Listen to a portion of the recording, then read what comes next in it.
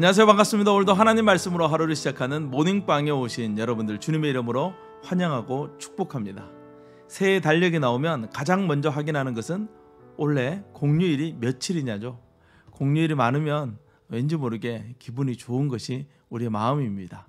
사람은 열심히 일하는 것을 통해서도 보람과 행복을 느끼지만 언제나 고단한 삶에서 쉬고 싶은 마음이 있습니다. 오늘 우리가 묵상할 하나님 말씀은 레위기 23장 1절에서 14절 말씀입니다. 레위기 23장부터 이 절기에 대한 말씀이 나옵니다. 절기 중에서 가장 먼저 안식일에 대해서 말씀해 주는데, 안식일은 모든 절기의 기초가 됩니다. 안식일에 대한 가장 기본적인 명령은 엿새 동안 힘써 모든 일을 했으니 일곱째 날은 쉬어야 한다는 거예요. 이러한 쉼은 다른 모든 절기에도 동일하게 적용됩니다. 안식일의 시작은 천지 창조 때부터 시작되죠. 창세기 2장 1절에서 3절 말씀에서 하나님은 천지를 창조하시고 일곱째 날에 안식일을 정하시고 안식하셨습니다. 신명기 5장에서는 하나님께서 애굽 땅에서 이스라엘 백성을 구원하신 날을 기억하고 안식하라 라고 명령하고 있어요. 이스라엘 백성들은 애굽에서 일주일 동안 단 하루도 쉬지 못하고 일해야만 했습니다. 노예의 삶에는 쉼이 없지요. 하지만 하나님의 백성이 된 이스라엘 사람들은 이제 안식할 수 있습니다. 안식일을 지키는 것은 자유인이 누릴 수 있는 축복이며 특권이에요. 유대인들은 이러한 안식일에 여러 가지 규정을 정해서 할 수 있는 것과 할 수 없는 것을 나누어 가르치곤 했어요. 하지만 이러한 것은 결국 사람들을 또 다른 쇠사슬로 속박하는 것에 불과했습니다. 그래서 예수님은 자신이 안식일의 주인임을 선언하심으로써 우리를 이러한 속박에서 다시 한번 자유하게 하셨습니다.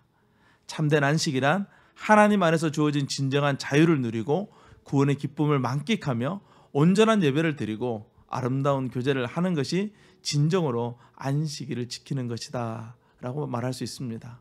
하라 하지 말라에 묶여서 진정으로 해야 될 일을 하지 못하고 있지는 않은지 우리가 성경적인 안식일의 정신을 바르게 세워갈 필요가 있습니다. 두 번째 절기는 유월절과 무교절입니다. 이스라엘 절기는 음력으로 되어져 있어요. 음력 1월 14일은 이스라엘이 애굽에서 출애굽한 날로 유월절로 지켰습니다. 유월절 다음 날은 무교절이고 무교절은 일주일 동안 지켜지게 됩니다. 유월절과 무교절 날에도 안식일과 같이 성회로 모이고 아무 노동도 하지 못하도록 규정했습니다. 유월절의 누룩을 제거하라는 것에 대한 의미는 사도 바울은 고린도전서 5장 7절에서 이렇게 말씀하고 있습니다. 너희는 누룩 없는 자인데 새 덩어리가 되기 위하여 묵은 누룩을 내버리라. 우리 유월절 양 곧 그리스도께서 희생되셨느니라. 유월절은 오늘날 성금요일로 지키고 있죠. 세 번째 절기는 초실절입니다. 초실절은 유월절과 무교절과 함께 지키는 절기입니다. 초실절은 유월절이 지난 안식일 다음 날을 초실절이라고 합니다. 초실절은 안식일 다음 날이 됨으로써 항상 주일이 되죠. 예수님께서 십자가에서 죽으실 때 유월절은 금요일이었고 예수님은 사흘 뒤인 주일에 부활하셨습니다. 이날은 절기상 초실절이 됩니다. 초실절은 첫 추수를 하는 날이기도 합니다. 안식일 전날에 미리 곡식의 첫 이삭단을 묶어두고 안식일 이튿날, 즉 안식일 다음 날이 되면 제사장이 미리 묶어둔 첫 이삭의 곡식단을 베어 하나님 앞에 가지고 가서 흔들어 제사를 지냈습니다. 초실절은 예수님께서 부활하신 날이기도 하고 곡식을 첫 추수하는 날이기도 합니다. 고린도전서 15장 20절 말씀 보면 그러나 이제 그리스도께서 죽은 자 가운데서 다시 살아나사 잠자는 자들의 첫 열매가 되셨도다.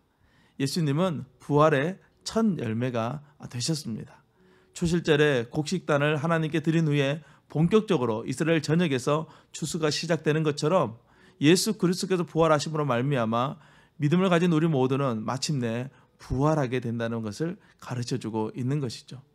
이처럼 모든 절기는 하나님이 누구이신지 또 우리를 구원하신 그 은혜가 무엇인지 또 마침내 우리가 가게 될 영원한 하나님의 나라를 바라보게 해주는 귀중한 뜻을 담고 있습니다.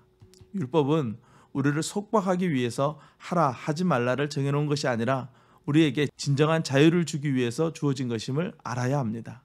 말씀을 정죄의 도구로 사용하기보다는 사랑의 도구로 사용하는 것이 하나님의 뜻입니다.